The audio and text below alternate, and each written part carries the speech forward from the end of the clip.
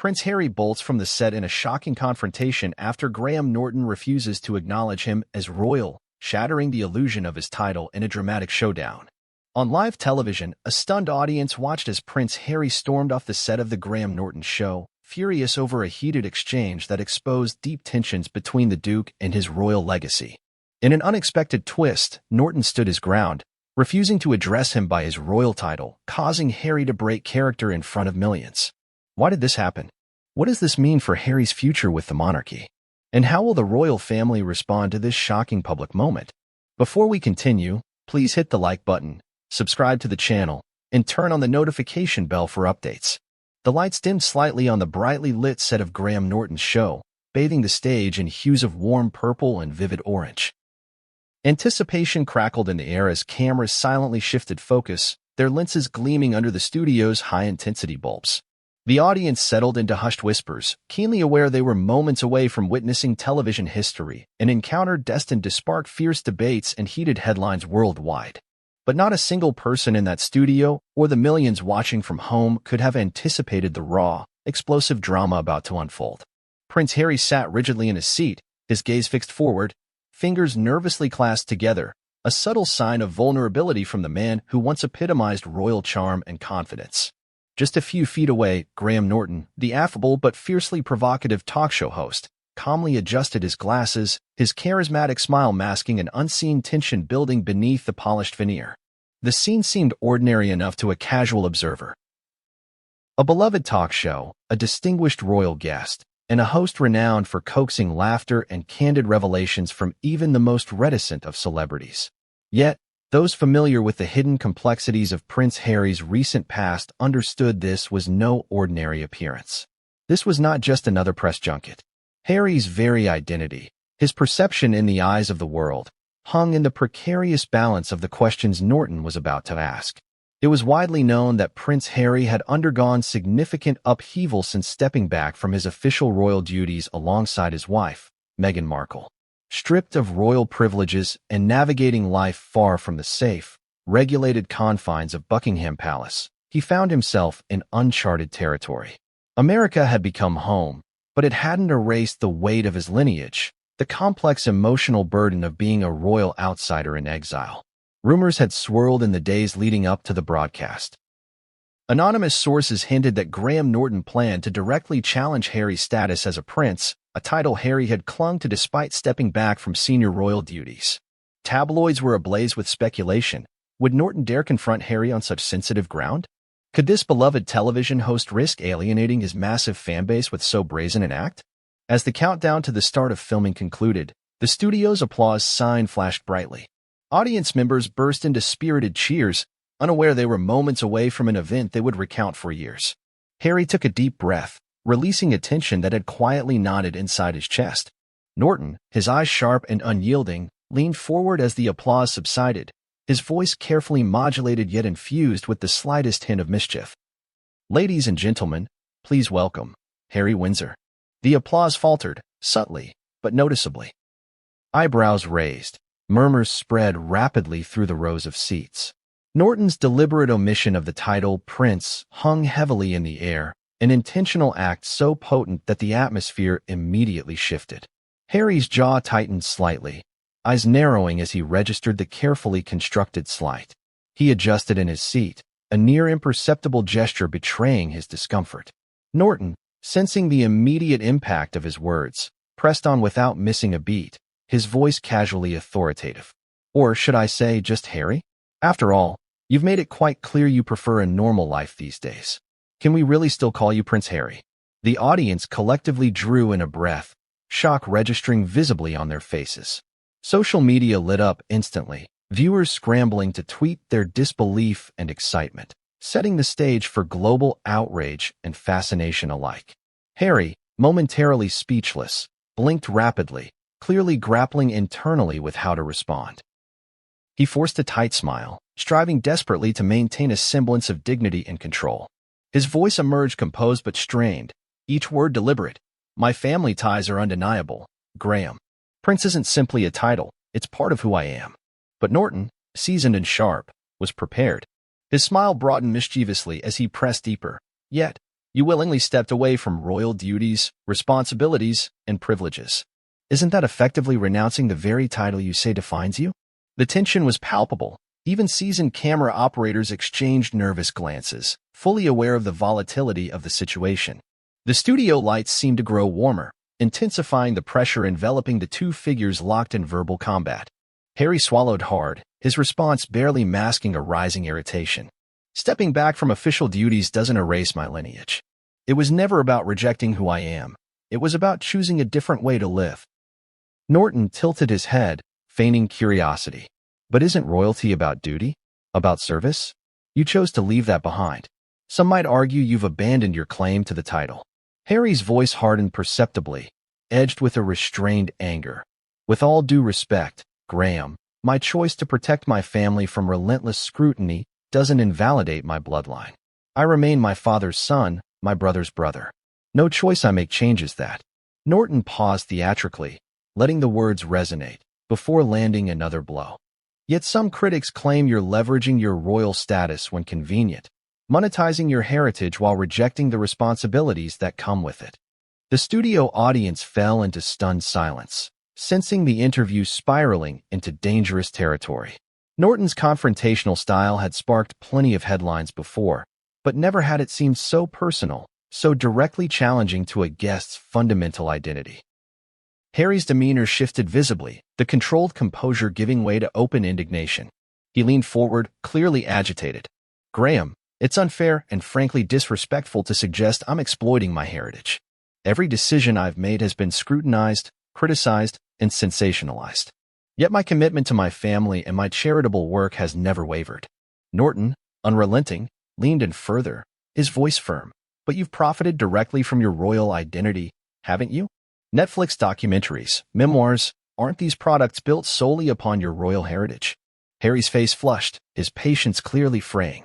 He stood abruptly, startling the crew and audience alike, his eyes fiercely locked onto Norton's. His voice trembled with barely suppressed anger. I agreed to this interview expecting respect, Graham, not this ambush. Clearly, I was mistaken. Without waiting for a reply, Harry turned decisively away from the host, removing his microphone with an abrupt gesture that echoed sharply through the stunned silence. Audience members gasped audibly, wide-eyed and shocked, phones raised surreptitiously to capture the extraordinary moment unfolding before them. Harry strode purposefully from the stage, disappearing into the shadows of the backstage corridor. Norton, momentarily speechless himself, quickly composed his expression, managing only to murmur, "Well, I suppose the conversation ends there." Instantly, studio producers sprang into chaotic action behind the scenes, frantically discussing contingency plans, aware they had just captured one of television's most explosive confrontations. Social media erupted into an inferno, hashtags proliferating instantly, global news outlets swiftly mobilizing to dissect every second of footage. As cameras finally cut to a commercial break, Graham Norton sat silently, visibly processing what had transpired. He knew the controversy he had ignited was unstoppable, destined to reverberate through royal circles, international media, and the court of public opinion for weeks, months, perhaps even years to come.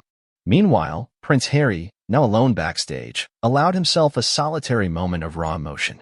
Away from prying eyes, he clenched his fists, releasing a ragged breath heavy with frustration and anguish. Yet even in this private moment, he understood the impact of his actions. The world would judge, question, and debate his every word, every gesture. His past, present, and future converged in this singular confrontation, laying bare his deepest vulnerabilities for all to see. This was more than a momentary scandal, it was a reckoning. One that would force Harry, and indeed the entire royal family, to confront the uncomfortable reality of identity, obligation, and the unforgiving gaze of public opinion. As millions worldwide replayed the shocking footage, dissecting every nuance and expression, one undeniable truth emerged with stunning clarity. Prince Harry's place in royalty had never been more fiercely contested, and perhaps never more uncertain.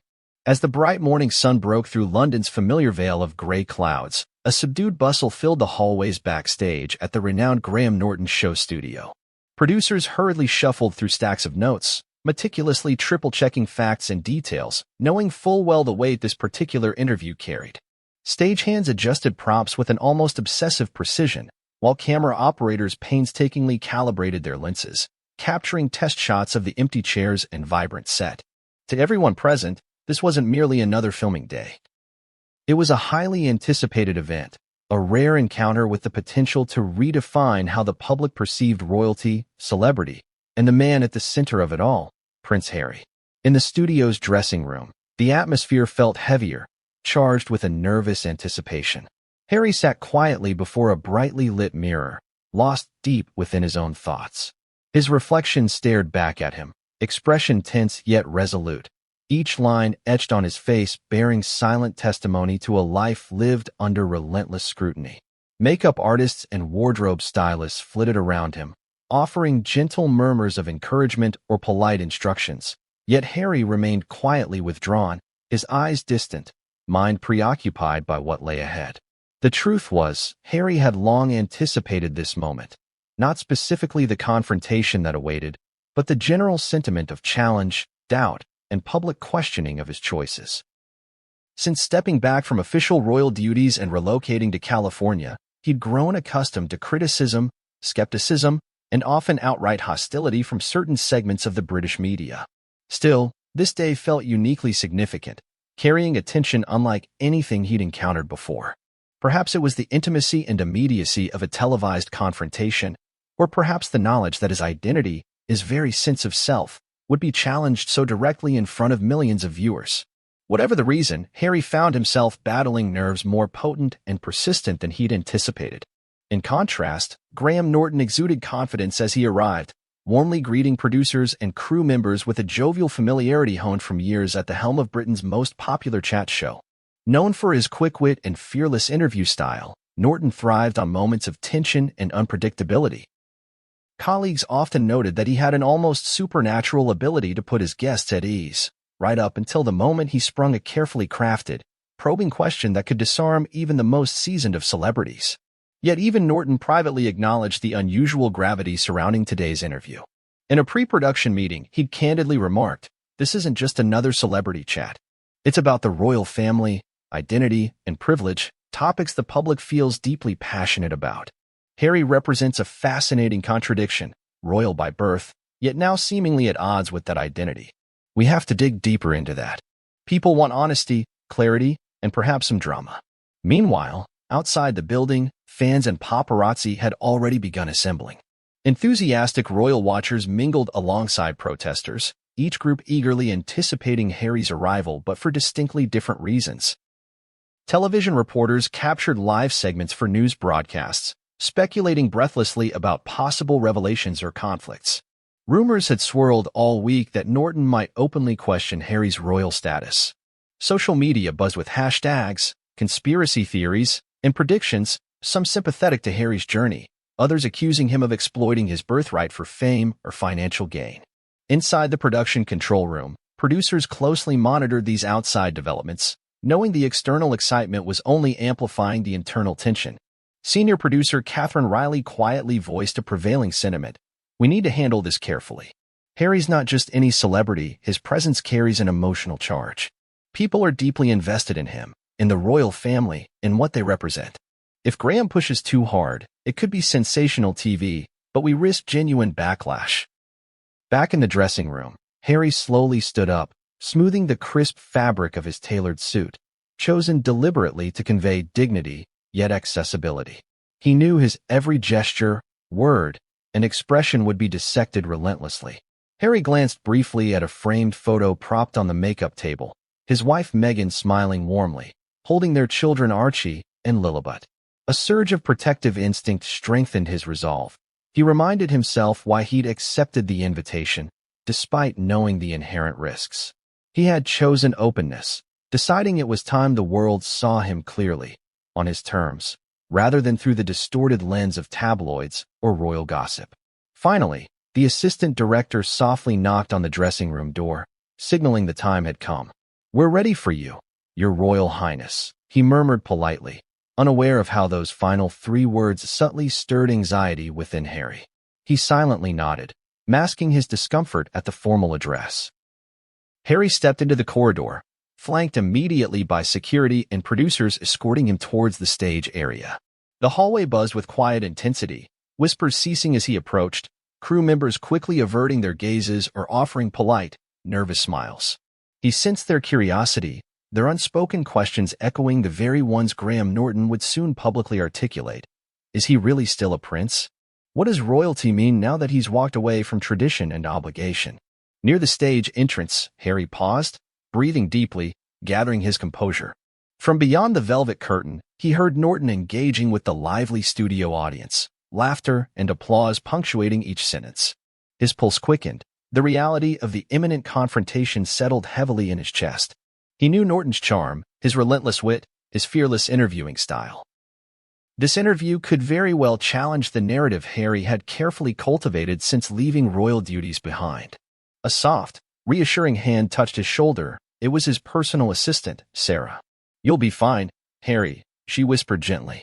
He offered a small nod of gratitude, acknowledging her steadying presence. But as the studio lights began flashing, signaling his impending entrance, Harry felt the familiar weight of expectation bearing down on him, an invisible crown heavier and more burdensome than any ceremonial headpiece he'd ever worn. Backstage technicians adjusted final audio equipment, gently guiding Harry into position behind the heavy curtain. From the wings, he observed the stage, a dazzlingly illuminated platform, microphones neatly placed, the audience murmuring in eager anticipation. He noted Graham Norton's confident posture, his casual ease, the gleam of excitement and determination in the host's eyes. Harry inhaled sharply, mentally bracing himself.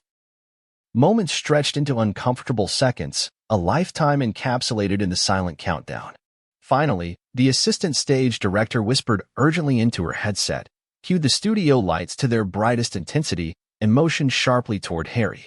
With a determined step forward, he emerged onto the stage, instantly greeted by enthusiastic applause mingled with palpable curiosity. Harry shook Graham Norton's outstretched hand firmly, a gesture of politeness masking underlying caution. Norton flashed his trademark grin, his eyes locking briefly with Harry's, silently acknowledging the imminent clash of wills. Both men sat, microphones adjusted, smiles fixed for the cameras now rolling live. As Norton leaned forward, poised to speak, Harry's breath caught subtly in his chest. He knew the questions were coming, probing, challenging, perhaps uncomfortable. Yet he'd made a conscious decision to face the world openly, directly confronting questions about identity, responsibility, privilege, and sacrifice. Harry steadied himself, ready to engage, unaware that in mere moments this carefully orchestrated calm would fracture spectacularly, sending shockwaves rippling through millions of viewers around the globe. This was the calm before the storm, a fleeting moment of fragile tranquility that neither Prince Harry nor Graham Norton would ever experience again. The Graham Norton Show had always been a hallmark of British television, a colorful display of celebrity banter interwoven with charm and biting humor.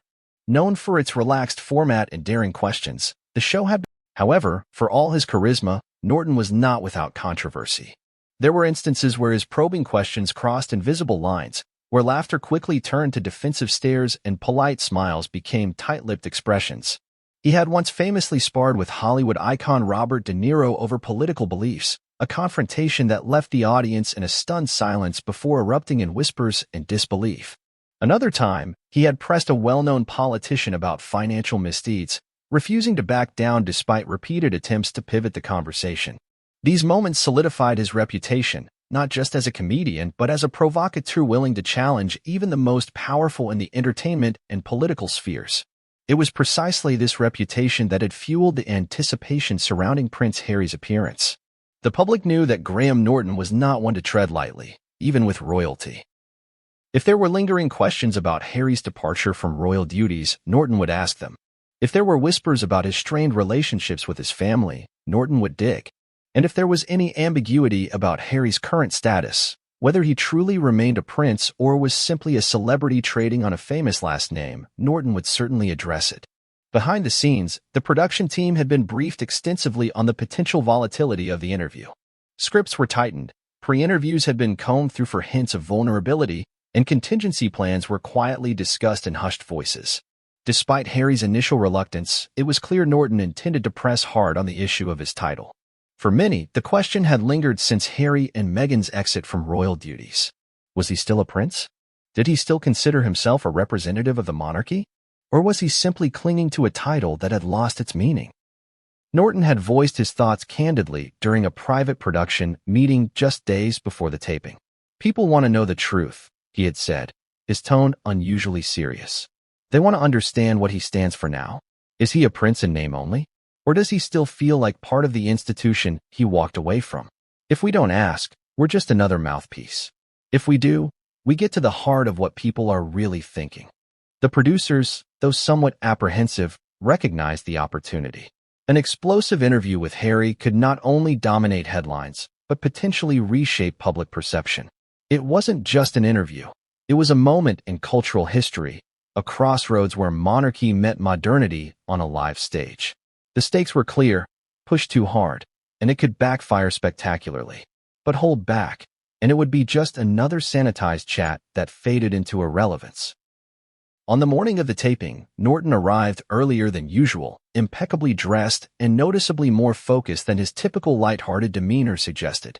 He went over his notes repeatedly, flipping through pages that had been scribbled with questions, theories, and cross-referenced articles on Harry's public appearances since the royal departure. He knew exactly where he wanted to take the conversation and precisely how he planned to get there. The control room buzzed with nervous energy, technicians checking audio feeds, adjusting camera angles, and running through lighting cues. The head producer, Catherine Riley, stood at the center of it all, headset firmly in place, barking orders with the confidence of someone who had orchestrated countless live broadcasts.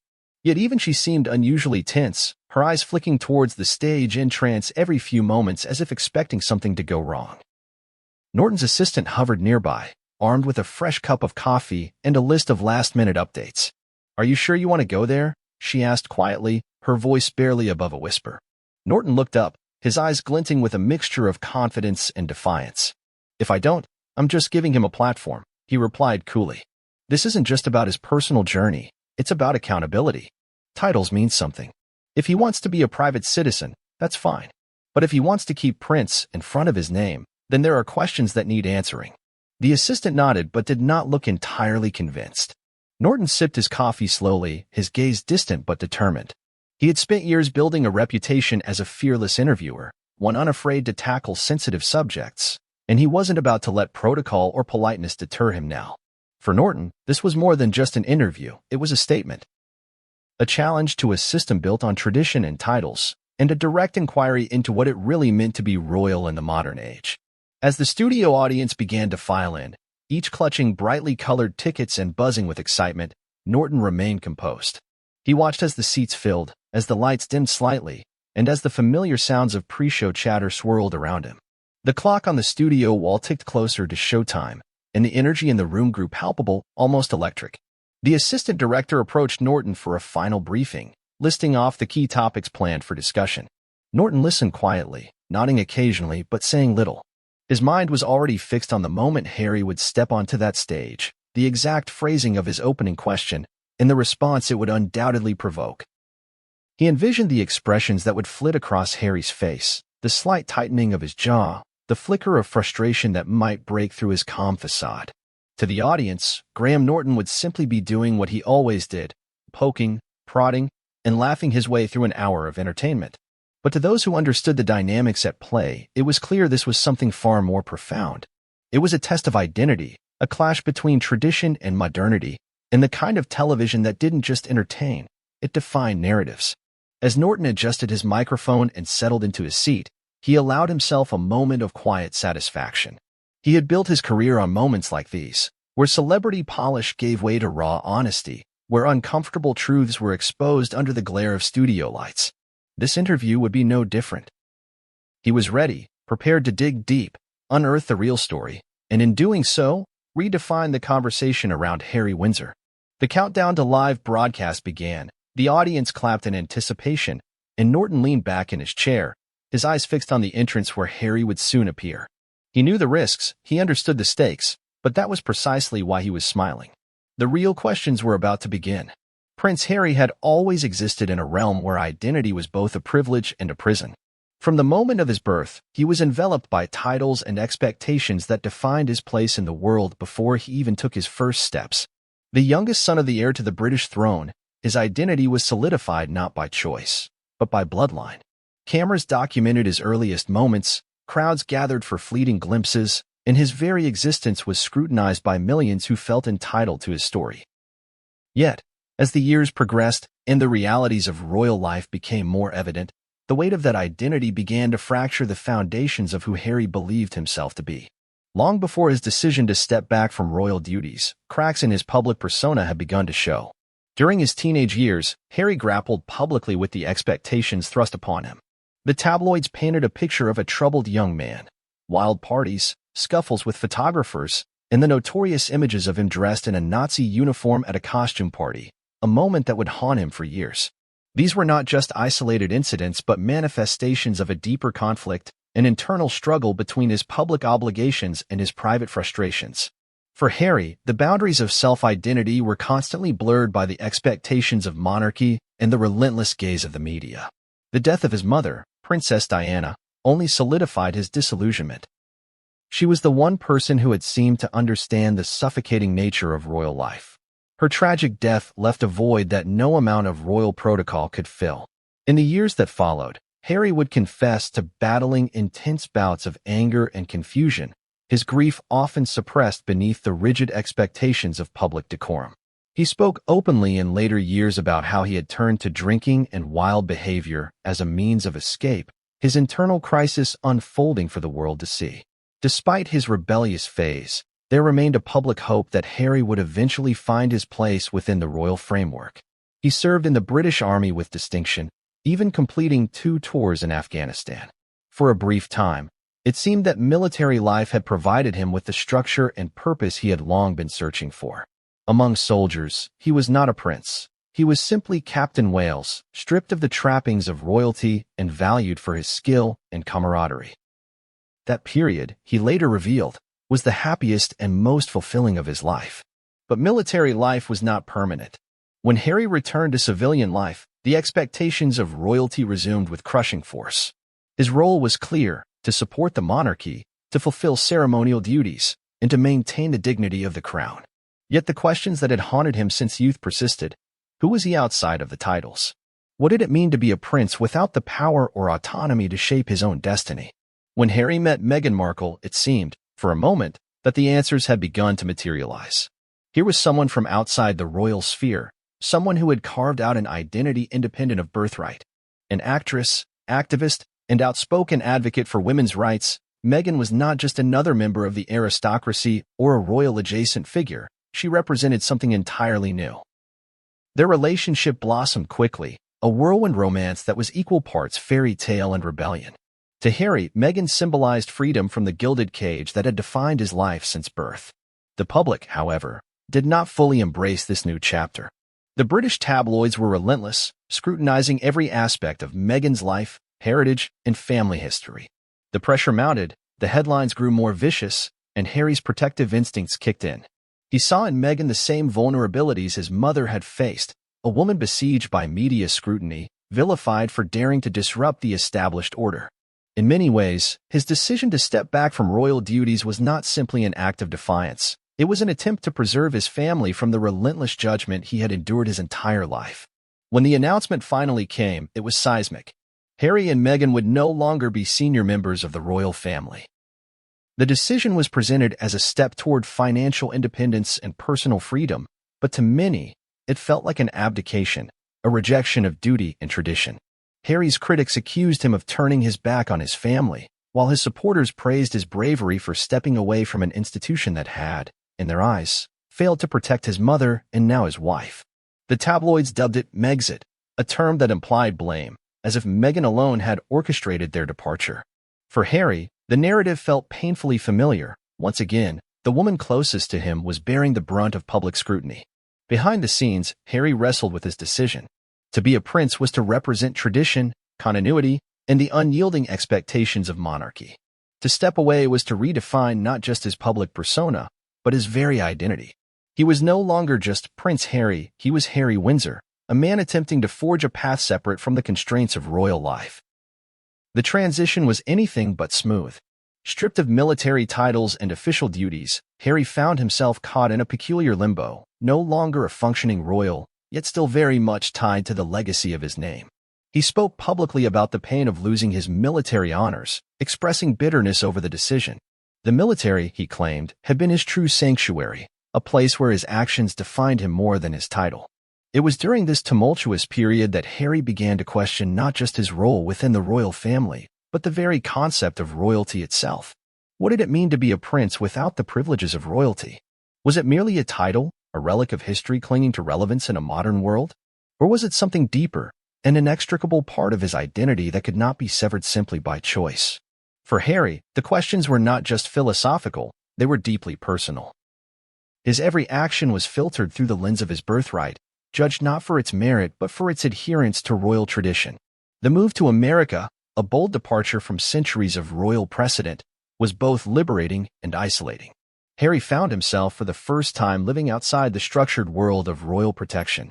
There were no more footmen standing by, no more layers of protocol insulating him from public life.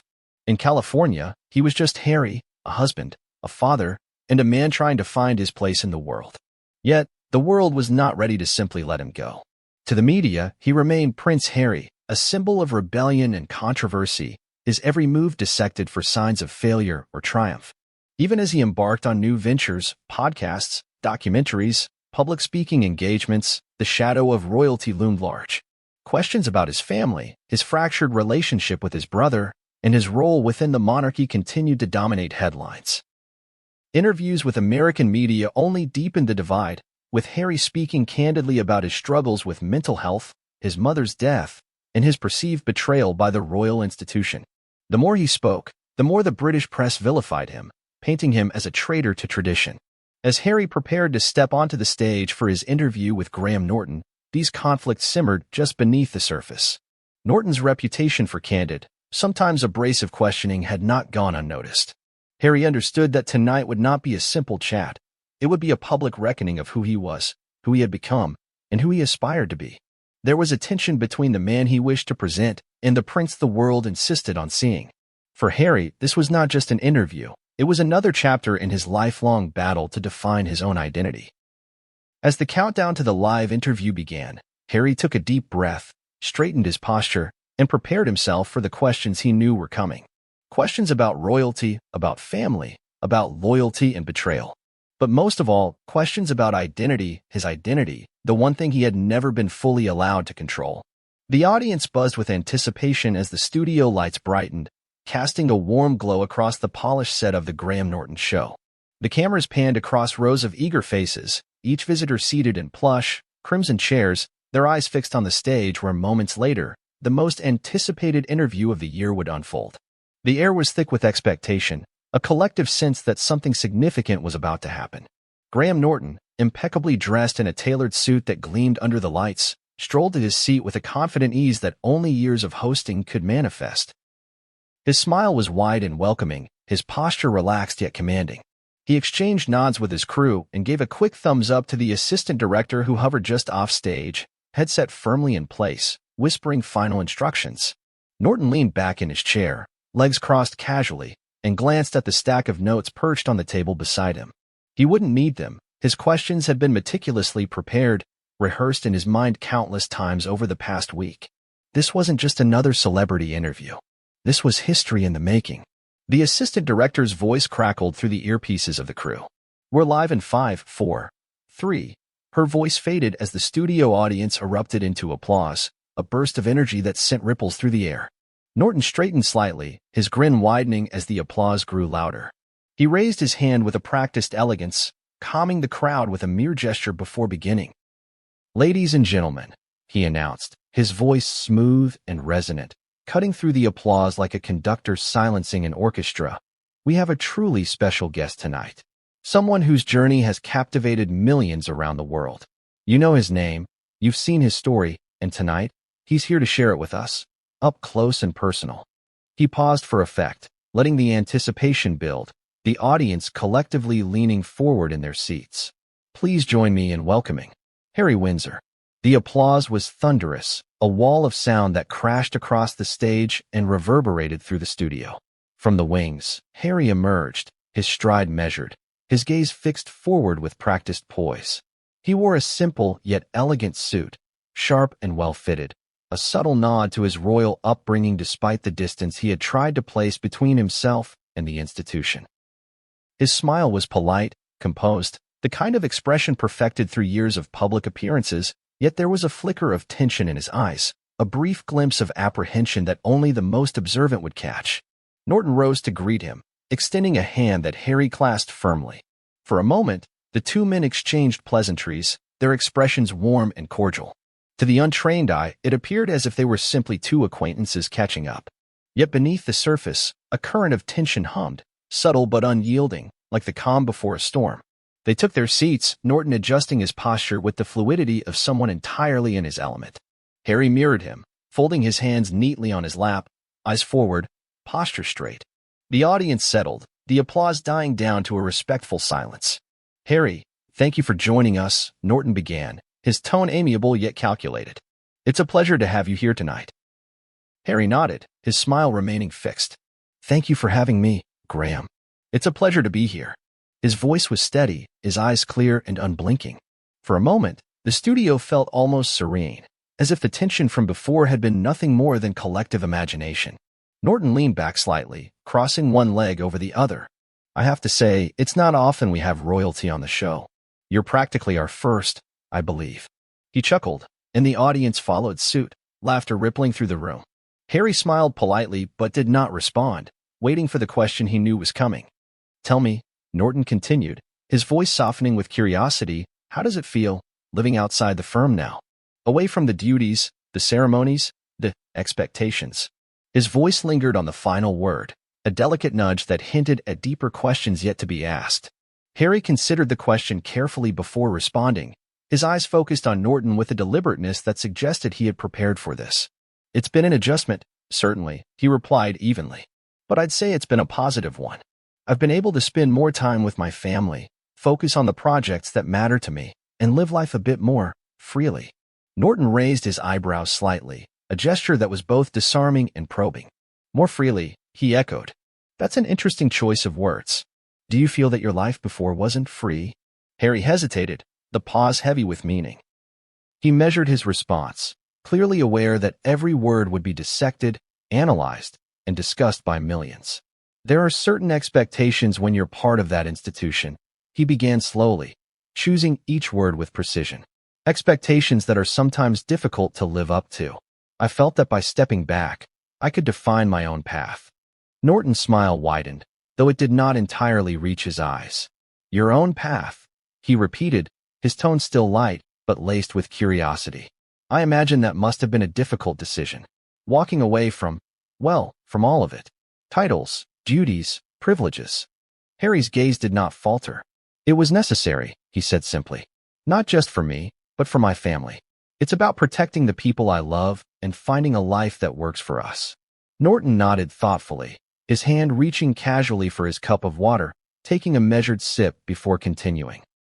"I suppose the real question many people have," he said, his voice softening almost conspiratorially, "is how one walks away from something like that and still remains a prince."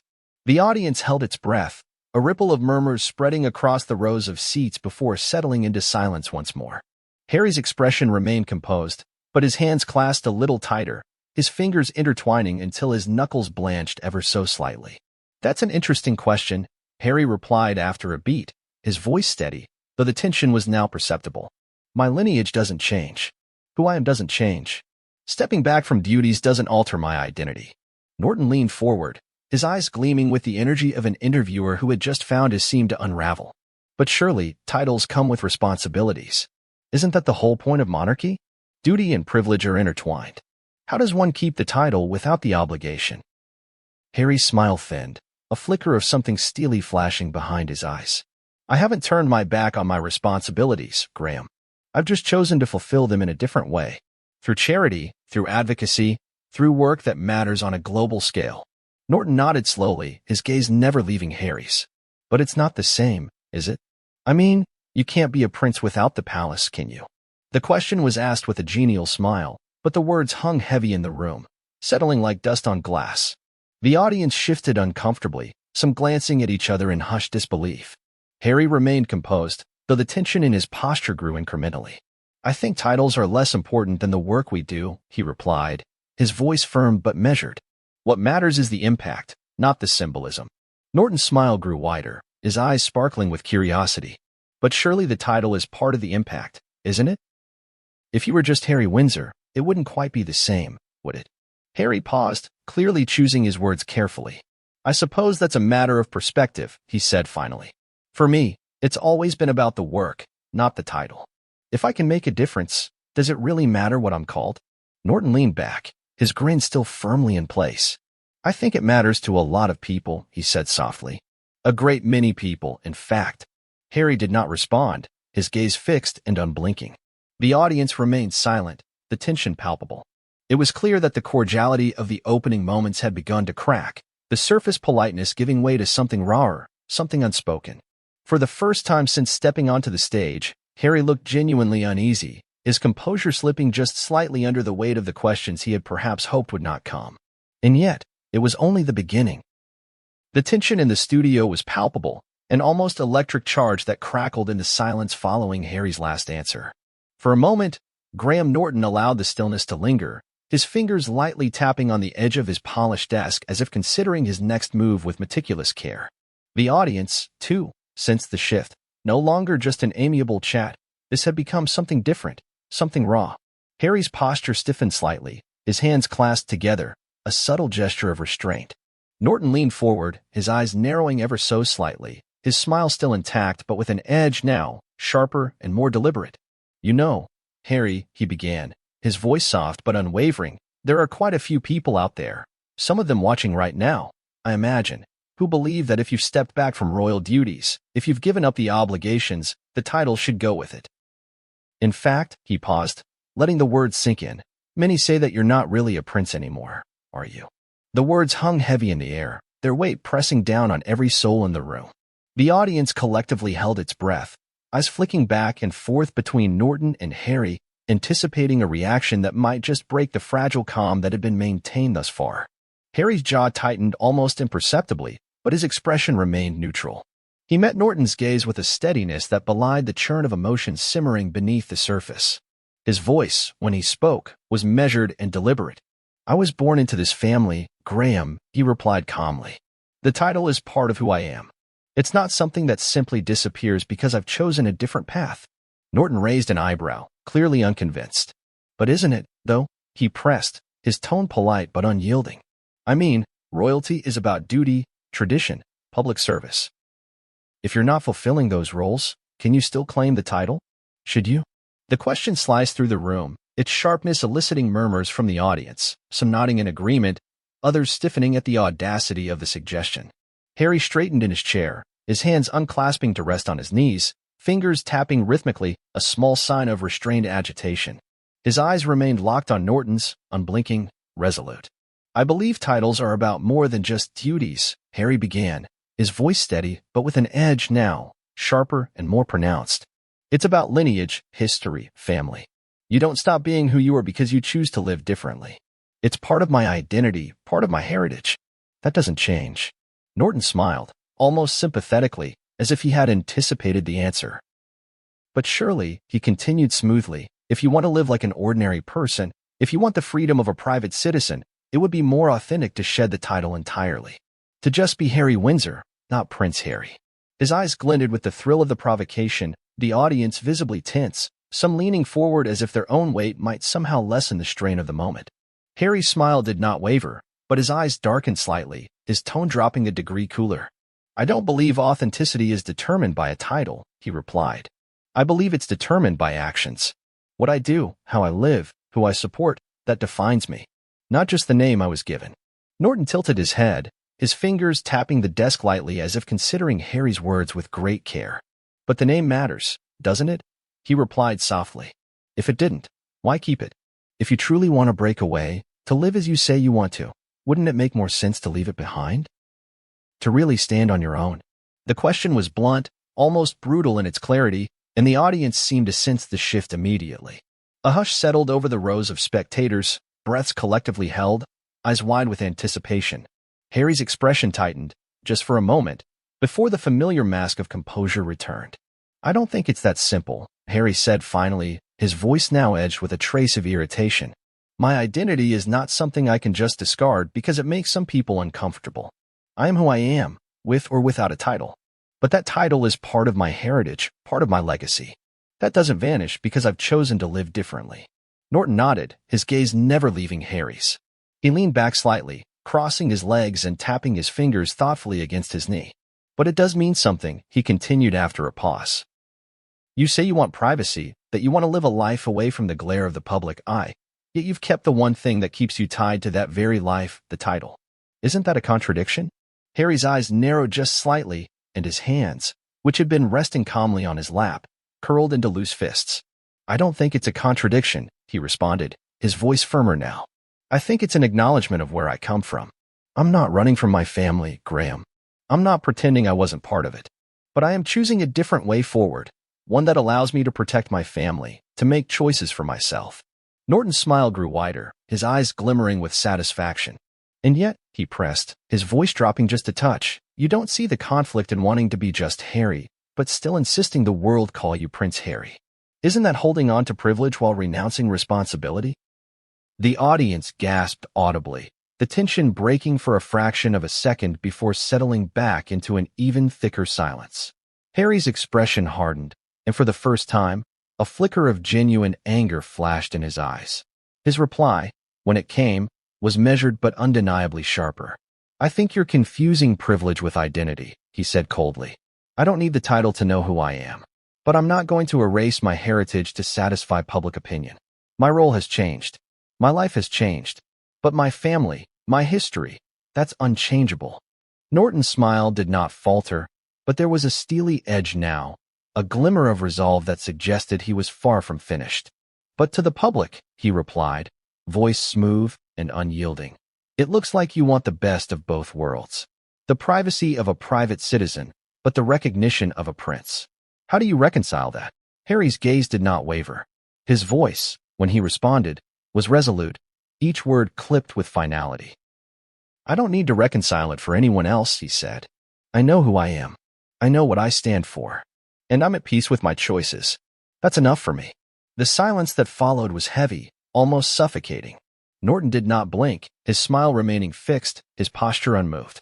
The audience, sensing the magnitude of the moment, remained utterly still, eyes locked on the two men whose verbal duel had transformed a simple interview into something far more consequential. Finally, Norton broke the silence, his voice warm but with an unmistakable edge. "Well," he said with a grin, "I suppose that's your answer, then. Prince Harry it is, for now." The audience exhaled collectively, the tension easing just slightly as laughter rippled cautiously through the room. Harry's smile returned, though it was thinner now, more guarded. He leaned back in his chair, his gaze never leaving Norton's, both men silently acknowledging the unspoken truth that this was only the beginning. The real questions, the real provocations, were still to come. For now, however, the gloves had merely been loosened, not yet thrown to the floor. The silence that hung in the studio following Norton's final remark was palpable, stretching taut like a thin wire ready to snap. Harry maintained his composure, the tight smile still plastered across his face, but his eyes flickered with something darker. Discomfort, irritation, maybe even disbelief. He adjusted in his chair, a subtle movement that belied the growing tension simmering beneath his calm exterior. The audience, sensing the shift, leaned forward in collective anticipation, their eyes darting between Harry and Norton like spectators watching the first flares of a brewing storm. For the first time since stepping onto the stage, Harry seemed unsteady.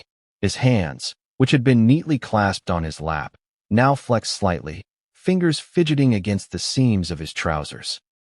His posture stiffened, shoulders tightening almost imperceptibly, yet it was enough to signal that Norton's provocations had struck a nerve.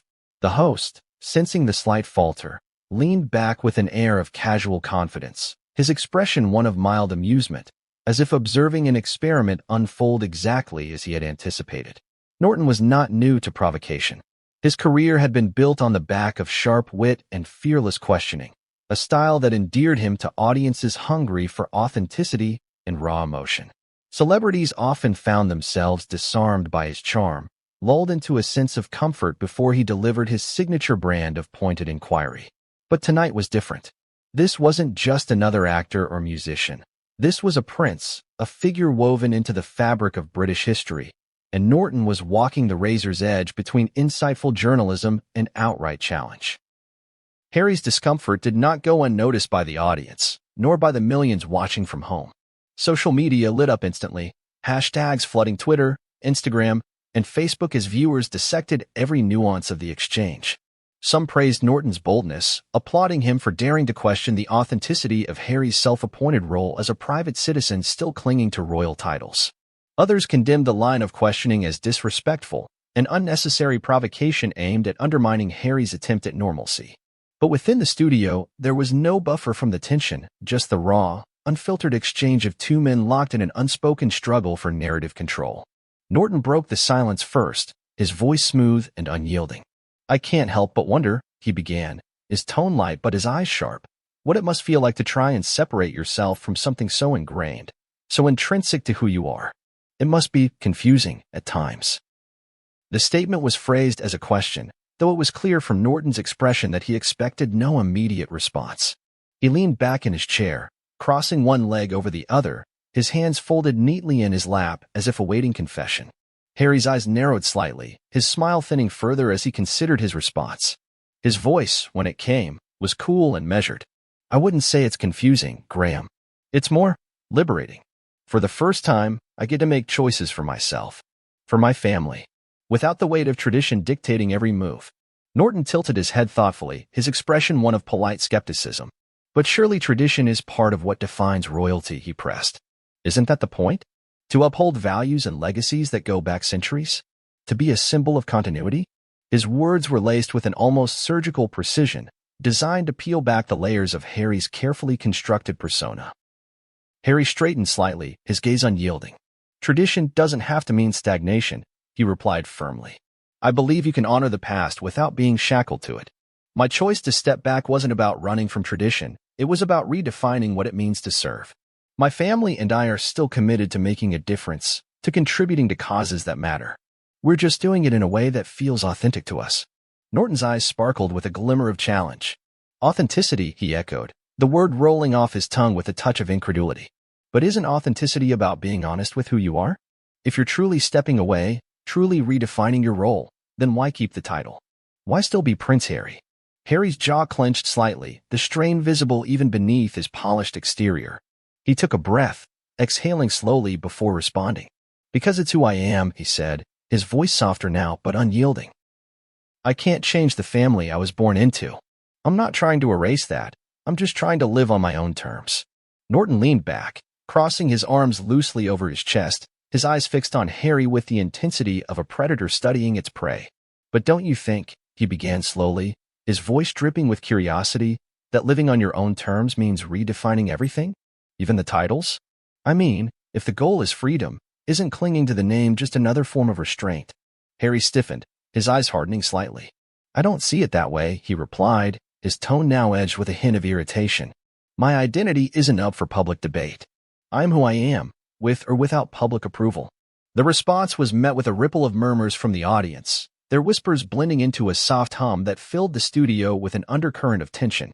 Norton's smile remained fixed, his gaze unwavering as he leaned forward, his elbows resting on his knees.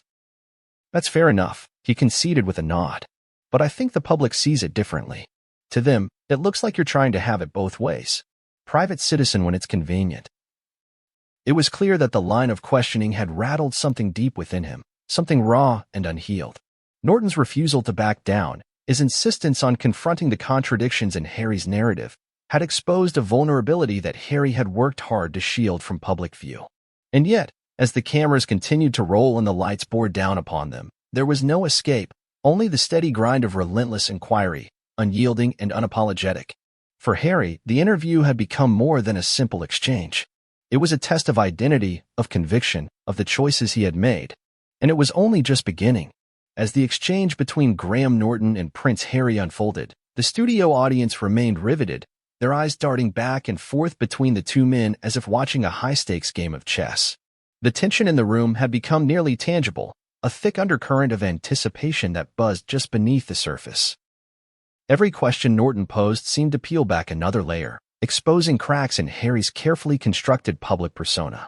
For many in attendance, it was a spectacle unlike anything they had witnessed before. Among the crowd, whispers began to circulate, hushed but intense, like the rustling of leaves before a storm. Some leaned in close to their neighbors, sharing looks of disbelief or nodding in agreement with Norton's pointed questioning. Others sat stiffly, visibly uncomfortable with the directness of the exchange, their expressions tight with apprehension. This wasn't the polished, controlled narrative that Harry had often presented in American interviews. This was raw, unfiltered, and unpredictable. Sitting in the third row, an elderly woman with a pristine white hat turned to her friend, her voice barely above a whisper. "I never thought I'd see the day," she murmured, her eyes wide with astonishment. Imagine questioning a prince like that, right to his face. Her companion nodded solemnly, her gaze fixed unblinking on the stage. "It's bold, isn't it?" she replied, her voice laced with a mixture of admiration and concern. "I wonder how the palace will react." Not far from them, a younger couple exchanged glances, their hands entwined as they watched the spectacle unfold. "He's holding his own, I'll give him that," the man whispered, his voice low but firm. "But Norton's not pulling any punches." His partner nodded, biting her lower lip thoughtfully. "Do you think he's right?" "About the title?" she asked softly. The man shrugged, his eyes still locked on Harry's slightly tense posture. "I don't know, but it's a fair question. If you're not in the role, why keep the name?"